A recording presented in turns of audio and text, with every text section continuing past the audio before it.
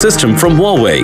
It will help power your home with clean, green, renewable energy, dramatically reduce energy bills and your carbon footprint. Future-proof your home with the power of Huawei Fusion Solar from Energlaze. And now you can save even more with up to €2,400 in grants, zero VAT, and you can get paid for any extra electricity you don't use. Take the first step today. Visit energlaze.ie towards a greener, warmer home every step of the way. You ain't shit! I wish I was 50 years younger and I'd kick your ass. Well, fans can be the harshest critics, you know. And they often are. A wife is often the harshest critic of her husband. I thought I was invincible. That's what you're trained to believe as a sports person. There was 4 million people in Ireland who knew much more about managing football teams than I did. When it comes to music, I can spoof with the best. Your sporting career is the best time you'll have, and you know you have to hang on to it for as long as you like, because everything else is pretty crappy. And this is not light. Stephen Rochford has never spoken to Jim McGuinness in his life. And this is Off the Ball Saturday on News Talk. John Duggan with you through to 5. And this is the Saturday panel as we preview this weekend's hurling action. Let's go through the fixtures first of all. Today we have in the Joe McDonagh Cup final, Carlow against Offaly, Croke Park, 4:45. Then tomorrow we're getting into the business end, the key games in the round robins in Leinster and Munster. So Wexford Kilkenny, Dublin Galway and Westmeath Antrim, all 2 o'clock starts in Leinster. So Wexford Kilkenny at Chadwick's Wexford Park, Dublin Galway at Croke Park, Westmeath Antrim at Cusack Park and Mullingar. And then we have in the Munster Senior Hurling Championship round robin round 5, Clare already qualified for the Munster final. Waterford are out, but they do play Tipperary at FBD Semple Stadium at 4, at the same time as Limerick against Cork at the TUS Gaelic Grounds at 4 o'clock. So to look ahead, delighted to be joined over the next hour by the former Wexford player Rory Jacob, ex-Cork, Carlow, Kerry and Wexford boss John Meyler, and the former Offaly player and now GA writer with the Irish Independent, Michael Verney. Michael, Rory and John, how's the form, lads? All good, John. All good, boys. All good, John. All good. Great to see you and talk to you. And folks, if you want to watch us as well on the digital channels, Off the Ball social digital channels, you can do that on Twitter, YouTube, Facebook, as well as listening across the country on your radio here. We're streaming the conversation too. If you want to text us any questions for our guests and our experts, you can do so 53106 at the cost of 30 cent. So Michael Verney, how many of your friends from Offaly are going on that train or that bus or that car to Dublin at the moment? Yeah, there's a fair few on the way up. It's a really exciting 8 days ahead. Obviously, the Joe Mac final tonight. Win, lose or draw, we'll be into an All-Ireland preliminary quarter-final. I suppose there's a carrot of if you win, not only is there silverware, but there's also the potential maybe for an upset. The winners face the third place in Leinster and the losers face the third place in Munster.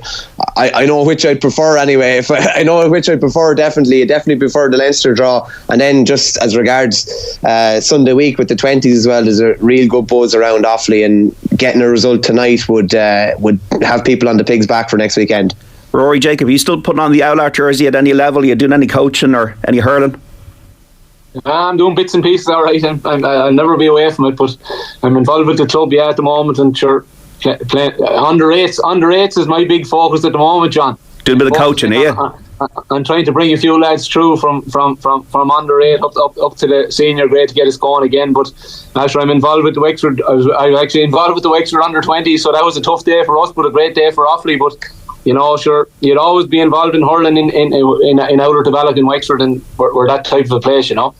And also they have this kind of, I suppose, how do I say, reminder from the GA about under 12s below that they want kids just to play. They don't want it to be a sphere of competitions. What's the situation on the ground with you and that, Rory, at the moment? Is it really just all about the skills of the game at that level?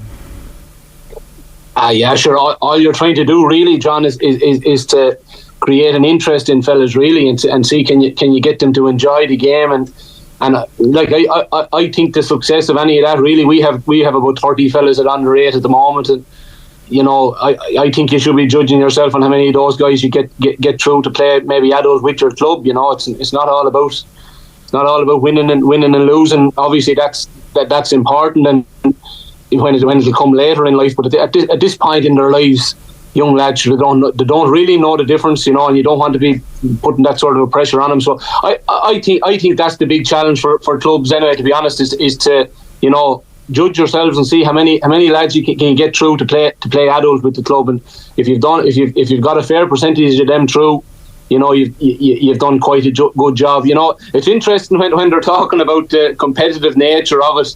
You know, the young lads themselves are sort of craving a bit of competition in a lot of ways. But I could see this morning, even we were playing a little under-8 blitz, and we came in after the game and we were focused on the enjoyment and how well the lads did, and two or three of the young lads at only 7 years of age could tell us the score in the game. So we're probably we're trying to protect them maybe a little bit too much in certain ways, because the young lads are they know who wins or loses anyway. But you're trying to take that focus away from it and get them to enjoy the game and get the basic skills. If you do that, you've done a good job.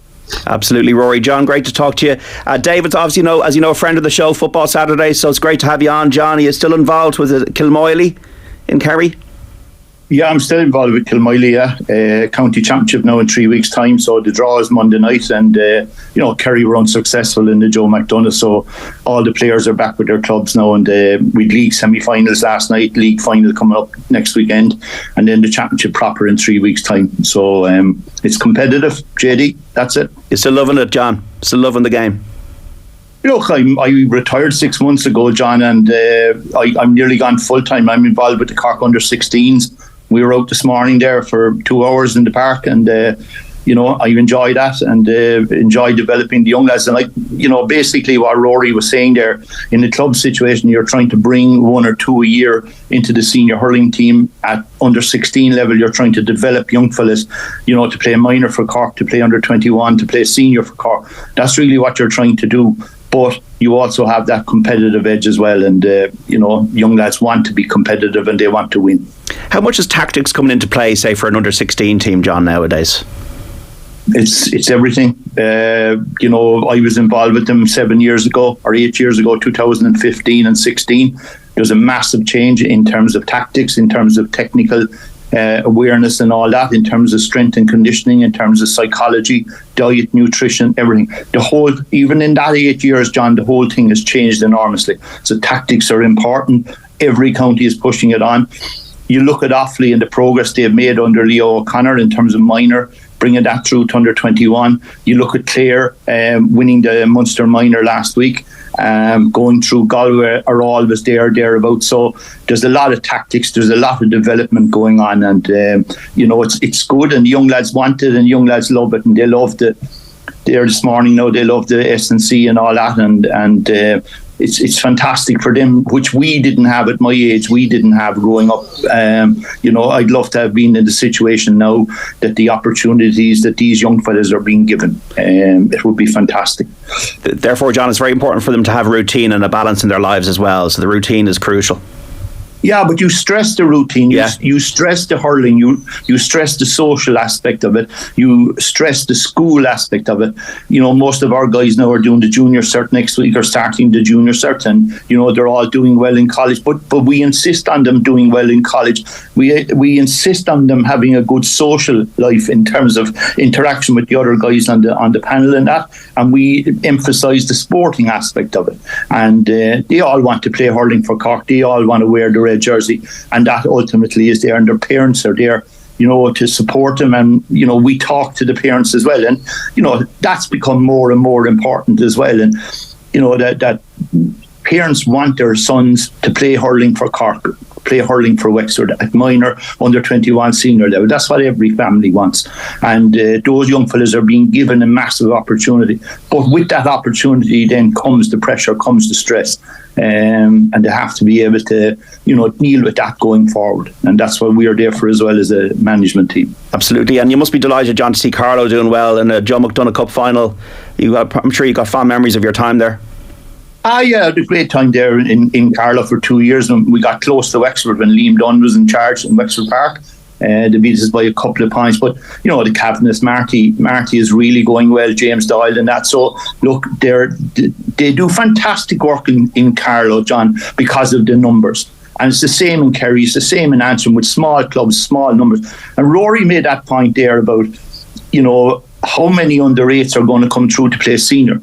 And if you look at the likes of Carlo and you look at the likes of Kerry and Antrim and those, their turnover is far better than the stronger counties who have more numbers. So, Carlo, Offaly, these counties, Kerry, they need to bring through 2, 3, 4 players into senior every year to freshen it up. And that's difficult. It's challenging with the number of players. Rory, so if Antrim beat Westmeath tomorrow and Wexford lose to Kilkenny, Wexford are going to be relegated. It's hard to get your head around, really. Only 4 years ago, Wexford won Leinster. They were very close to an All-Ireland final appearance under David Fitzgerald. What has happened, Rory? Well, sure, I suppose there's a lot of ifs and buts in that yet, John. Anyway, first of all, before we suppose go into that, you're not gone yet. There's two games to be played this weekend, and we'd be hopeful down here that our lads have a performance in them. But it's just been a tough week, to be honest with you, within the county. There's been a lot of kind of soul searching, a lot of talk going on about where are we and what are we going to do and what's happened. But the reality last Sunday, first of all, is Westmeath deserved to get the win in the second half. To be fair to them, they outscored us by 18 points, and geez, it was you couldn't see it at half time. I was at the game, and you couldn't see at half time that was going to be turned around. We were completely on top, really, and it was just a self implosion, I suppose, in the second half. Really, I don't know whether there was something said at half time or the players just they lost their focus or whatever, but something very, very strange happened. The players have to take responsibility for it, really. I think, to be honest, when you go out against Westmeath in the second half and you're 16 points ahead, you have to get that job done. You've no real excuses on it, and I'm sure their head was fairly low afterwards. So as regards what happened, it's hard to put your finger on it. The thing hasn't been going great this year, really, from a senior sense. The whole league campaign wasn't fantastic. We got a few hard results in it, and then the championship as well. We played Galway the first game and got 2 goals early on that probably hid away some of our weaknesses, really. We got beaten by Dublin. We were poor that day as well, and Antrim as well in Wexford Park a few weeks ago gave us a good game. So the thing hasn't been going fantastically well. There's probably a number of factors in that in it, from maybe a county board point of view, from a club point of view, that we have to look at. But we're still there this weekend with a shout. There's a good bit of talk going on that we're gone. We're not gone yet.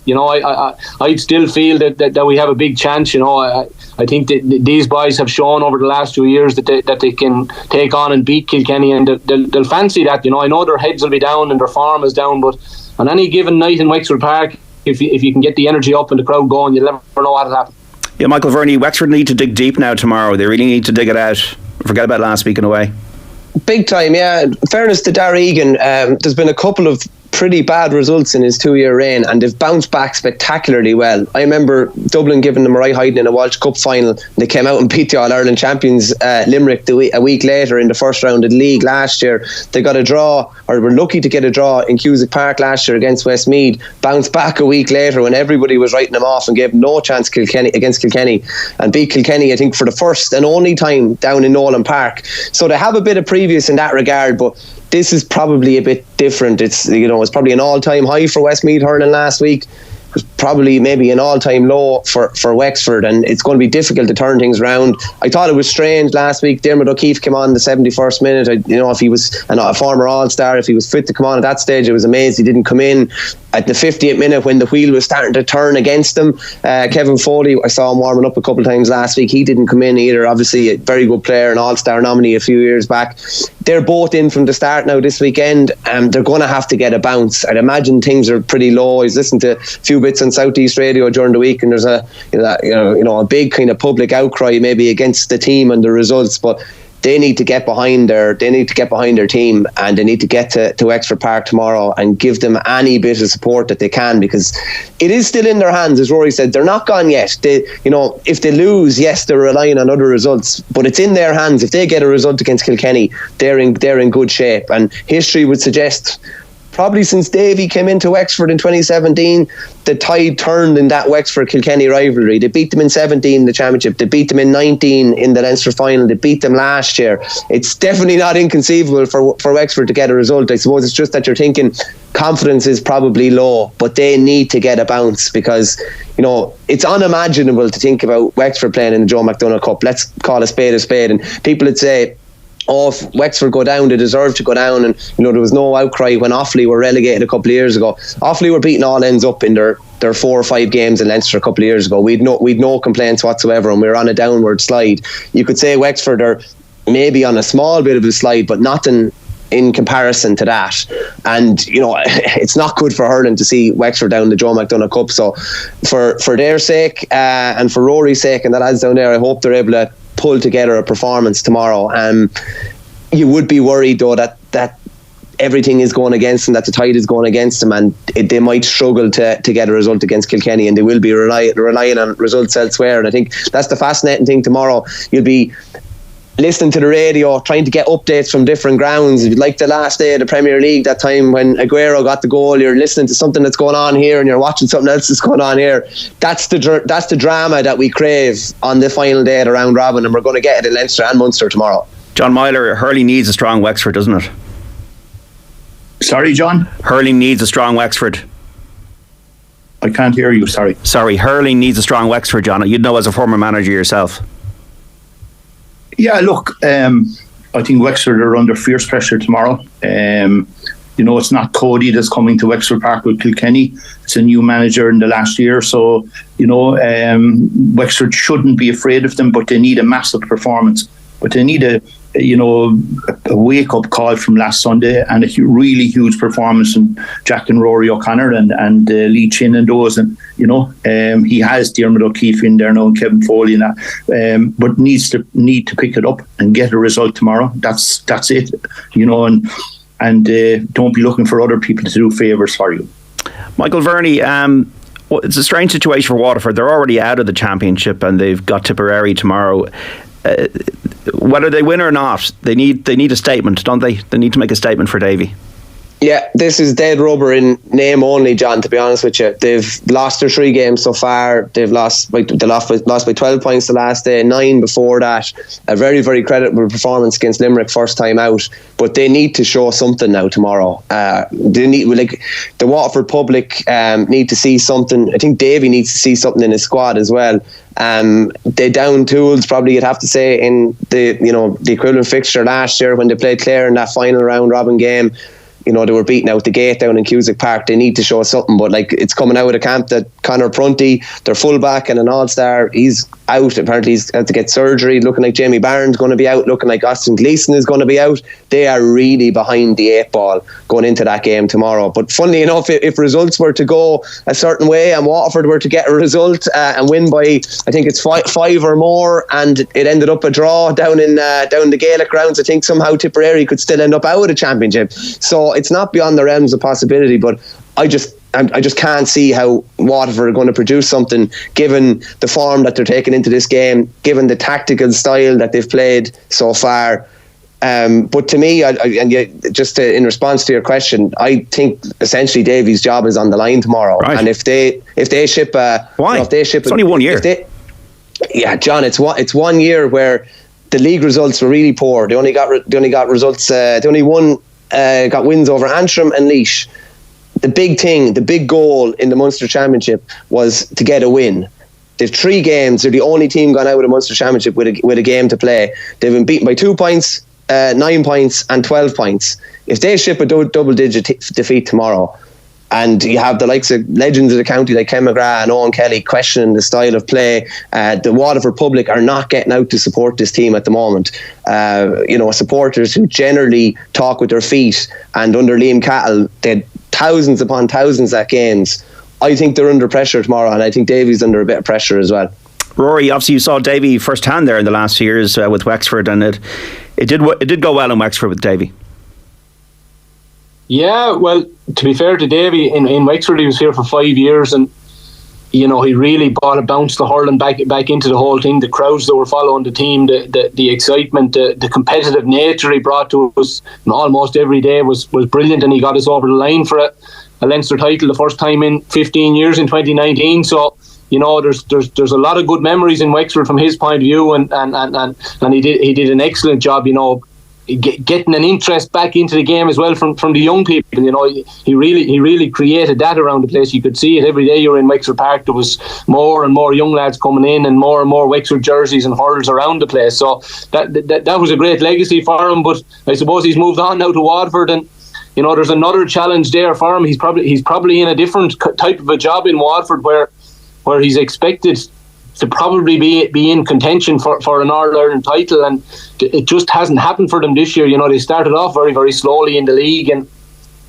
it seems to have followed through since then. You know, you were wondering in the league, is he just tweaking things? Is he playing games here? Is he trying to pull the wool over people's eyes? But they don't seem to have came out of the blocks at all in the championship. They played decent the Limerick game, to be fair to them. They could have very well got a win that day. I felt, you know, they had Limerick on the rack for long periods, but since then, you know, down in Cork blew them away. They didn't seem to have the energy or the legs at all, and then the last day again as well, they were well out of it. So, you know, Davy has a huge job in his hands. I'd probably be agreeing with Michael in a lot of ways that his job is probably on the line down in Waterford, because there is a high expectation down there of this team.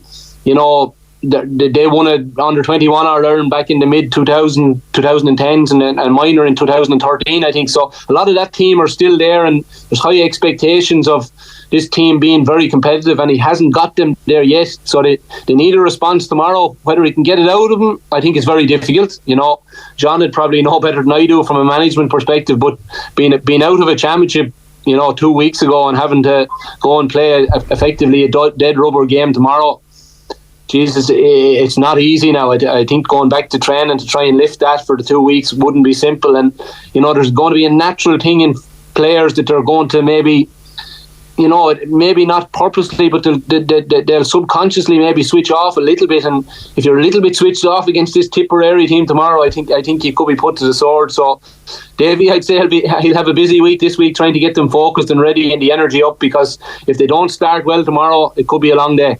Yeah, there was lots of complaints about dead rubbers in the Super 8s in football a few years ago. John Meyler, he does have a big job on his hands, doesn't he, Davy, to get the players up to the pitch of the game? I think it's extremely difficult, just what Rory said there about coming out with 3 losses, and you know what I mean, they were very poor in the park, I thought, against Cork. He's under pressure, and like what you just said there, like, you know, they have some of the best hurlers in Ireland, and I said that with Michael Verney there a few weeks ago, like Austin and those, the Bennetts, Ballygunner winning Club All-Irelands. There's something wrong somewhere. There's something wrong in the background there somewhere, and you know, they're extremely talented. Now, Tadhg de Burka is a massive, massive loss, but Jamie Byrne and the Gleesons and that, really, really good players. And you know, I don't know what's wrong, but somebody needs to get the finger on the pulse there really and sort it out, because they're building a new stadium there. They've played their 2 matches in Thurles, which generally suits all Munster counties. They probably prefer to play in Thurles rather than their own home venues at times. So what the lad said there, I think that if they don't win, they don't compete with Tip tomorrow, I think he's gone, and that's it really. Okay. Well, I think he has to look at his style of play a little bit, John. Right. I think that's a big thing. The Waterford public, you can hear it in them. They're crying out for Davy to change the style of play a little bit. He's doing a lot of elements of stuff right, but you know, when you have a player like Dessie Hutchison, who's probably one of the top 3 or 4 corner forwards in the country, and he seems to be out the field running around the place in the centre of the park, and then you're not delivering the ball into him. I think Davy, if he did anything else this weekend, if he got a focus into the team of, you know, having Davy or having Dessie Hutchinson inside and try and deliver him the ball, I think he'd get a lot of favour from that. You know, if he goes and tries to play the way he's playing the last few games and keeps on trying to do that and is stubborn in that way, I think it could end up badly for him. Okay, Rory Jacob. If you're constantly hand passing the ball around inside your own half, every hand pass creates the opportunity for a turnover from the opposition. And as you're right there, and say, if you get the ball up to Hutchinson, get it up into the forwards as quickly as possible and stop messing around at the back. But like, look, I'm not the manager of Waterford, and I don't play those tactics myself. Okay. But look, you go to your strengths really, whatever you think. We've got to take a break. Sorry, John Meyler, Rory Jacob and Michael Verney on hurling. We're back after the news. This weekend on News Talk, we've teamed up with Bank of Ireland and their Invested series. And to celebrate, we have a €1,000 holiday voucher to be won. For more, go to newstalk.com/invest. Bank of Ireland is a tied agent of New Ireland Assurance Company PLC, trading as Bank of Ireland Life for life assurance and pensions business. Members of Bank of Ireland Group. Bank of Ireland trading as Bank of Ireland Insurance and Investments is regulated by the Central Bank of Ireland. From family breaks to city escapes, summer starts with Go Breaks. Discover our best Irish and European hotel deals now at gobreaks.ie. Go Breaks. It's easy to feel trapped when you're dealing with mortgage arrears. The worry, sleepless nights, the impact on you and your family. But there is a way out. Welcome. Come on in. At Awalia, our door is always open. We're here to help and ready to listen. Get free, confidential support and practical advice to help you take control of the situation by visiting mabs.ie/Awalia. That's mabs.ie/Awalia, an initiative of the Government of Ireland. Harvey Norman are your furniture specialists with great deals on our range of outdoor furniture and dining. And this weekend only, get free delivery on all outdoor furniture with 4-piece lounge sets like the Corfu, including sofa, 2 armchairs and coffee table for just $599. 6-piece lounge sets like the Palmer from just $799. Sun lounges from €99. Plus up to 60 months interest-free finance. Shop in store or online at Harvey Norman, your furniture specialists. Go! Def Leppard, Motley Crue, the World Tour. A once-in-a-lifetime double bill. One concert, one stage for one night only. Marley Park, 4th of July. Let's get the rock out of here. Def Leppard, Motley Crue. Tickets from $89.50 on sale now. Additional charges may apply. When it comes to Polestar, the proof is in the driving. From the enjoyment of minimalistic modern design to the excitement of pure electric performance. But describing it wouldn't do justice to the experience. After all, the proof is in the driving. Visit Polestar.com to book a test drive of the all-electric Polestar 2. There you are, at the counter in your local shop to pay for a coffee and a bun. A little midweek treat. And why not? Only to look up and see the display of scratch cards. And you think, why not treat yourself to an all-cash scratch card too? A win really would be the icing on the cake.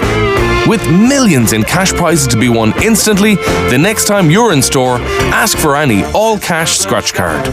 The National Lottery. It could be you. Play responsibly. Play for fun. InsureMyVan.ie. Hi, I'm Ken Doherty. For all van drivers and business owners, InsureMyVan.ie is Ireland's low-cost van and commercial insurance specialist. For high-quality van and all commercial insurances, call InsureMyVan.ie. City Financial Marketing Group Limited, trading as InsureMyVan.ie, is regulated by the Central Bank of Ireland. Time for an outdoor makeover? Roadstone Retail have got porcelain paving, block paving, limestone and granite, decorative gravel, walling, and everything you need to get the job done. Transform your outdoor space with Roadstone Retail. Our new displays are open to the public nationwide. Shop online or find your nearest store. Visit roadstone.ie.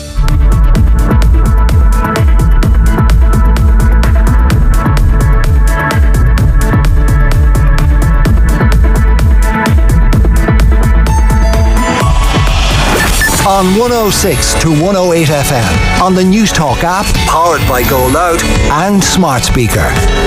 This is News Talk. It's 2:00. Good afternoon. I'm Ellen Butler. A homelessness charity says the latest figures are disappointing and frustrating. It comes as the number of people homeless in Ireland has passed 12,000 for the first time. The figures include more than 1,700 families and nearly 3,600 children. Pat Denigan, Chief Executive of Focus Ireland, says it's the result of bad policy decisions. Certainly, I think we could have much more emphasis and much more encouragement around the whole prevention measures, working with people, working with families on a day-to-day basis to make sure that they know their responsibilities, but they also know their entitlements, and working to make sure that the advice and information they get in a case management way can actually affect their housing position. Investigations are underway following a fire at a graveyard in Dublin. Concerns have been expressed on social media after reports of vandalism earlier in the week. Gardaí say they're investigating reports of criminal damage in the Bornabrina area of Tala.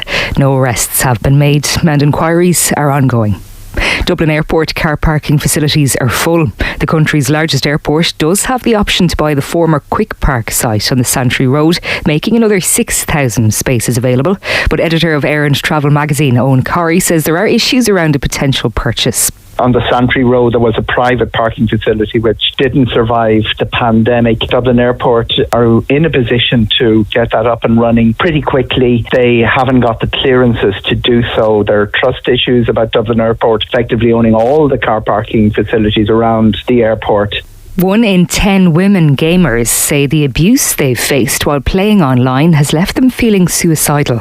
Sky Broadband research found nearly half have suffered harassment. That figure rises to 3/4 among 18 to 24-year-olds. The research comes as Gamerfest gets underway at the RDS in Dublin today. Renata Miranda Antello games every day and says the toxic culture is relentless. One of the most annoying things is when they ask you where you live, where you're from, what's your Instagram, how old you are, if you want to come visit them to their home countries, and it's just a constant cycle of what's your Instagram, what's your Instagram. Finally, for now, ITV says an internal investigation in 2020 did not find any evidence of a rumoured relationship between Philip Schofield and an employee. The broadcaster says the presenter's statement yesterday reveals he lied to management, with both parties previously denying the allegations. The 61-year-old has apologised to his family, friends and the public and has quit ITV altogether after leaving this morning last week. Public relations consultant Mark Brokowski thinks the story was bound to come out. Many years ago, the power of the publicist, particularly in Hollywood, actually covered up a lot of stories. But that's gone. That's a different age now. And if there's something there and newspapers want it and they want to run an exclusive, they're going to go for it. That's your news at 2:03. News Talk weather.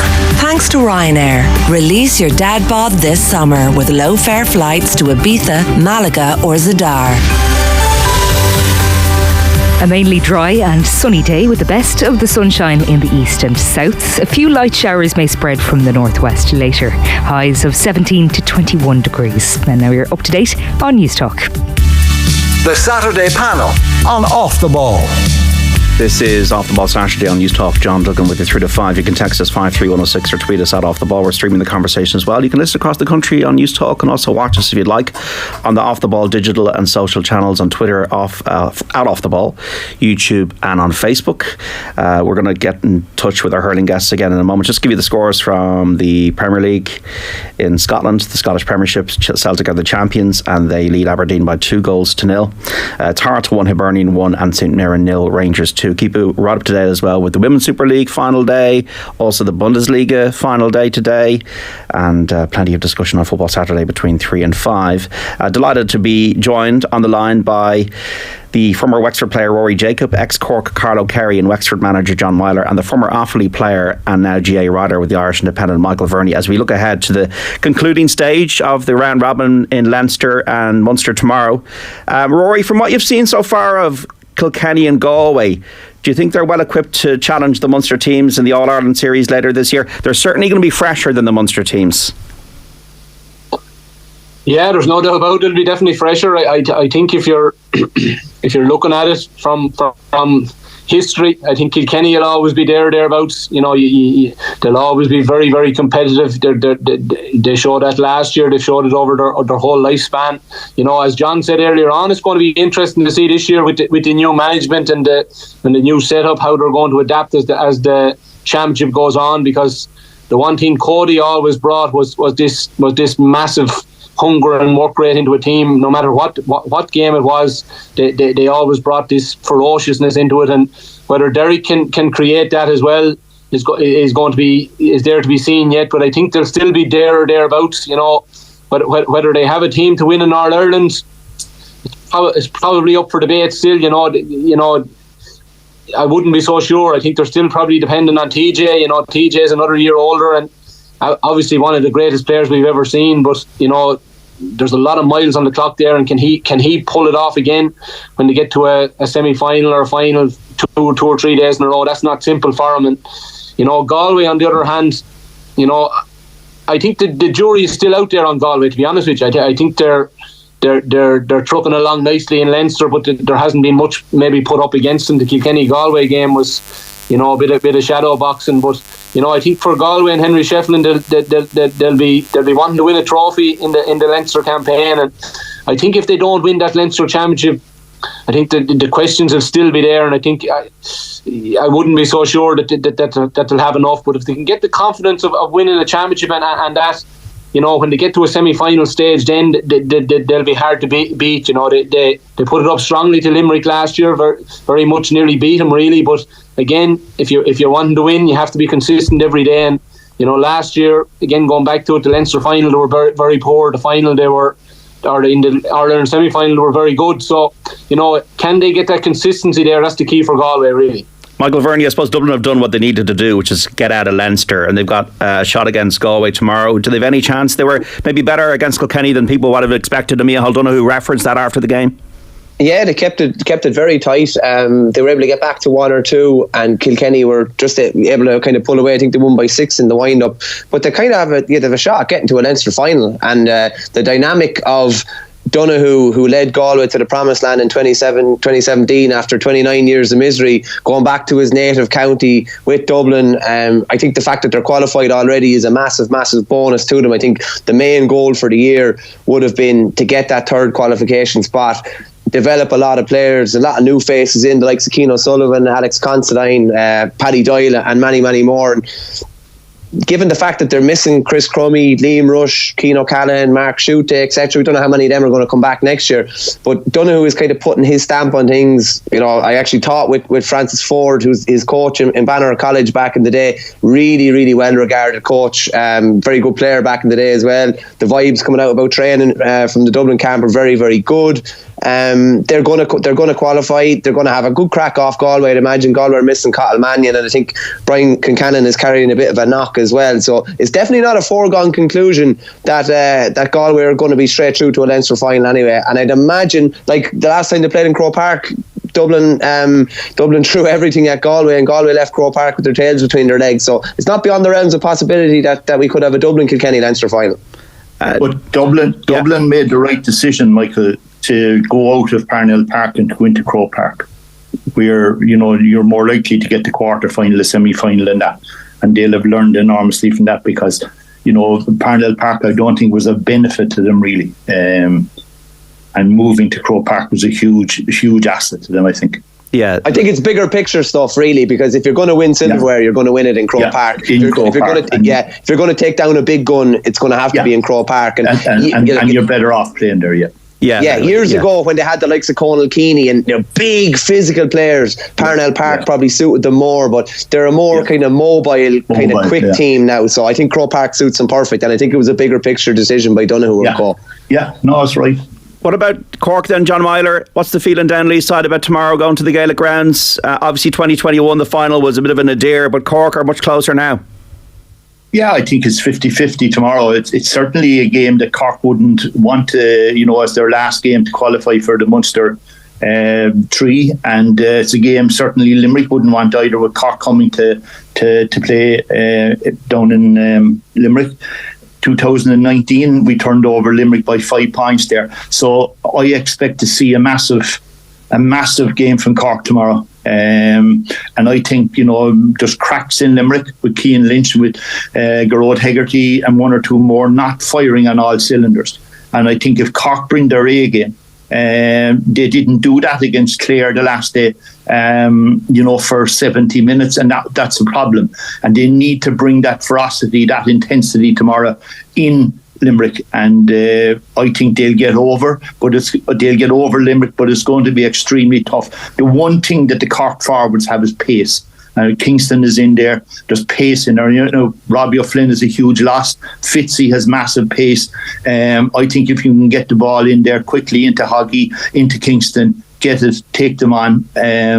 I think Cork can turn it, but it's going to be fierce tight. Like there was only a puck of the ball between Cork and Clare last Sunday, and they left the wing back come up the field and strike it over. And there was a middle quarter, the second quarter, where Clare turned them over 1-6 to 2 points, I think, and that was the turning point there really. So look, it's sink or swim for Cork and Limerick tomorrow, but I expect Cork to come out maybe by a point, but that's going to be fierce tight. Has their physicality improved John? Because there was a few of those games against Limerick when they struggled in that regard. Correct, John. They struggled in the last couple of years, but they haven't struggled this year. They have struggled this year in terms of consistency over the 70 minutes, little bits and pieces, where the last day Clare got 1-6 on them in a kind of a purple patch, and they need to eradicate that. You have to put the doubt now into, there's a doubt in Limerick. There's a big break. There's a doubt within their own heads about, we're going for 4 in a row. Jesus, there's a few cracks appearing. Cian Lynch is not the Cian Lynch of 2 years ago. Garrod is not the way he was going. And now Galan and corner forward are going well. But look, it's if Cork can tie them down. Cahalane is playing really, really well. And if you have Niall O'Leary, Sean O'Donoghue, Shackling, Galan and Flanagan, then I think Cork have a massive chance. But you cannot afford to let Cian Lynch in. You cannot afford Hegarty to get in. I was kind of half surprised the last day that he didn't push Kyle Hayes up in the forwards and maybe put somebody in the backs. And Sean Finn is a massive loss to Limerick in the full back line. He would have shored that up much better. Hoggy got in for a goal last Sunday against Clare in around the corner back. So Finn would have been marking him tomorrow. So I'd expect Hoggy to do well. But look, it's all to play for John and Cork by a point.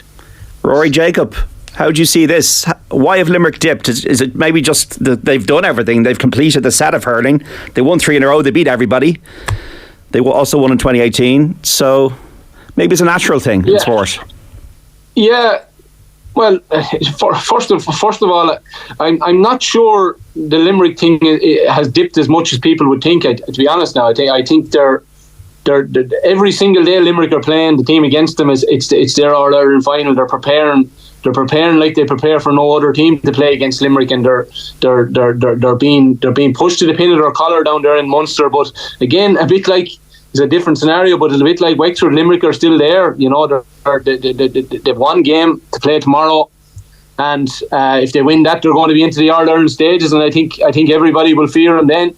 I disagree with John, to be honest. I'd fancy Limerick for this, to be honest with you. I think looking at it, some of their players are not going great. Hegarty hasn't been going great.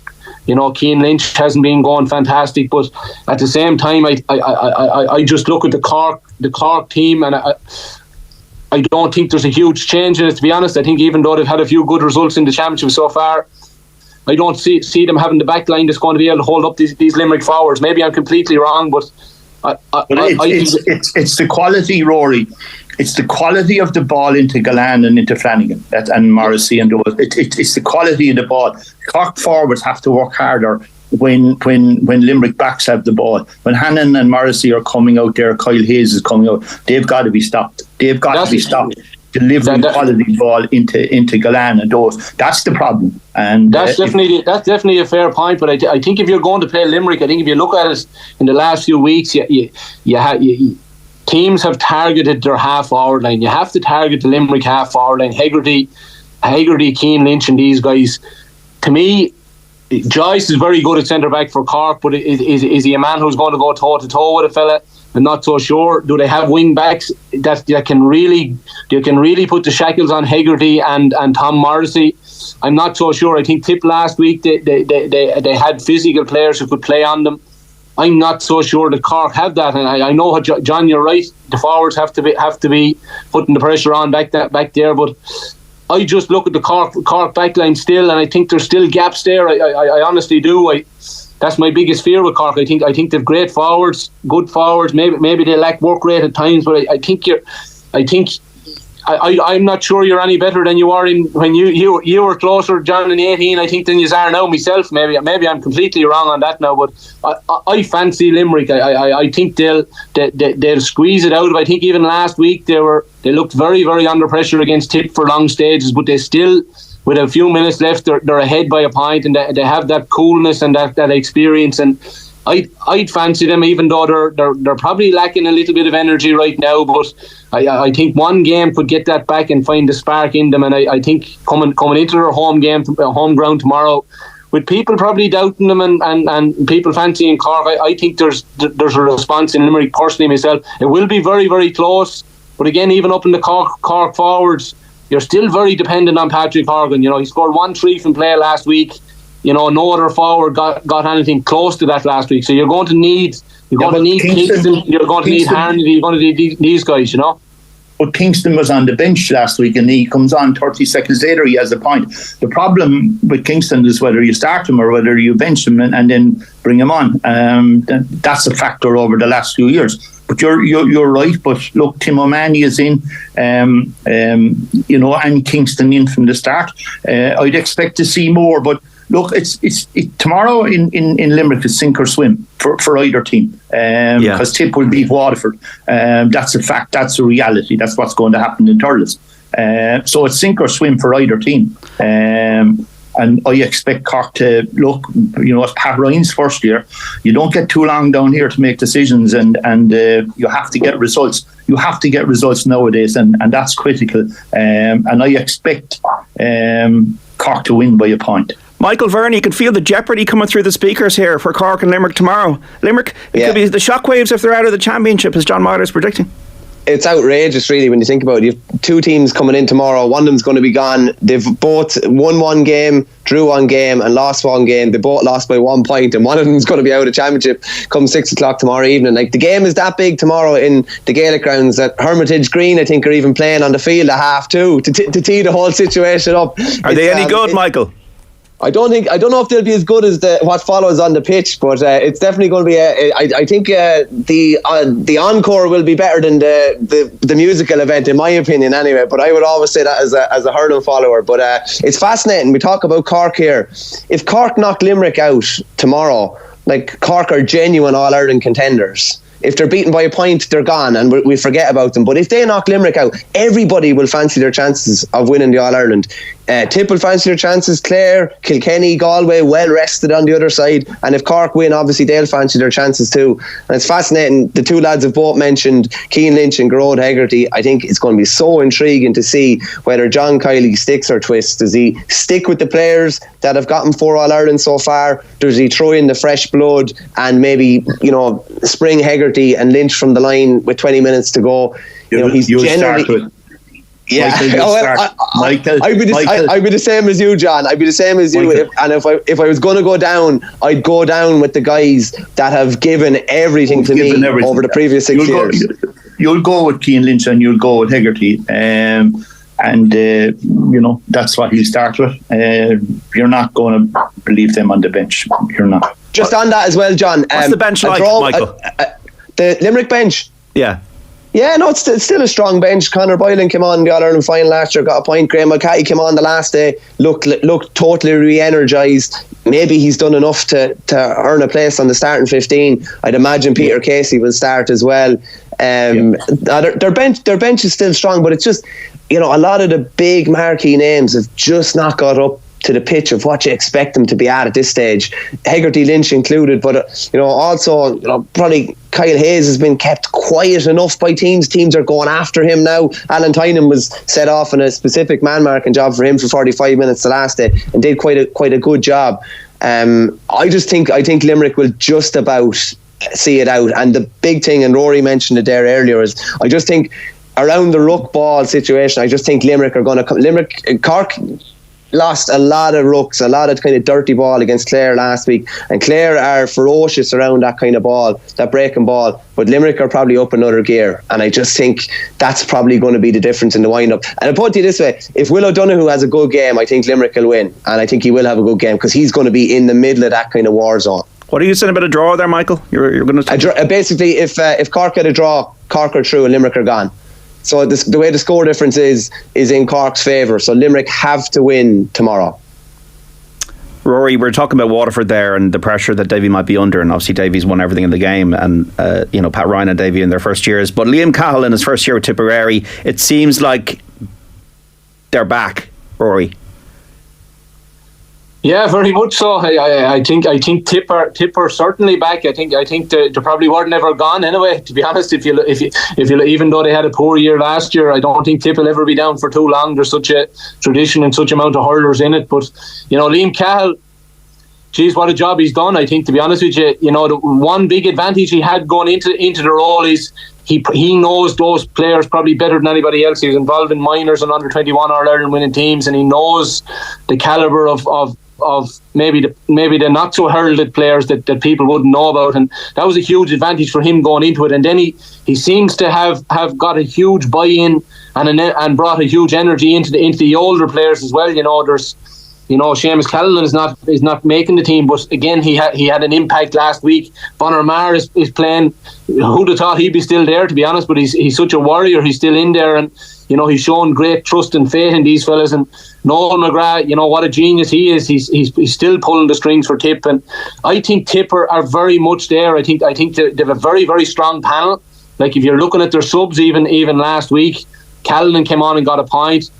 Young Bo, wherever his first name, he got 3 points. John McGrath came on and got the level and score, and there's still Jason Ford to come back. So Tipperary are very, very strong, and they're going to be there or thereabouts come the end of this championship. I think last week what they improved on, they didn't give away goals. So if Tip can keep down the goals, and they definitely have the scoring power within their team, and that bit of freshness and that energy that Cahill and Mikey Beavens and these guys bring. And I think it's a key point as well with Cahill. If you look at the lads he's surrounded himself with really, really top men. Yeah, obviously Bevins is his coach, but he has Pádraig Marr is there with him. He brought Tony Brown with him there from Waterford.